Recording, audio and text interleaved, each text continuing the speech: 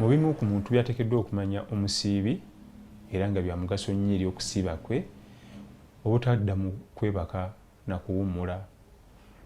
Amakulu g'okusiiba gavaayo bulungi nnyo buli oba nga wasiibye n'osigala ng'okakkalabya emirimu gyo, kubanga omubiri guno bw'oba wasiibye n'osigala ng'okakkalabya ogunyigiriza nnyo ne gwongera okwokya ebisavusavu ebitagasa mu mubiri.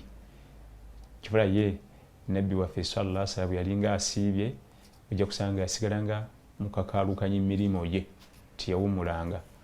Kati weewale nnyo okwebaka ate mu mwezi ogw'okusiiba guno sigala ng'ogenda mu maaso n'emirimu gyo wadde mikakalikakali mizibuzibu ebbanga ligimala nga gyobadde okola mu buwangaazi bwo kiba kisaana ogenda nagyo mu maaso so si kwebaka.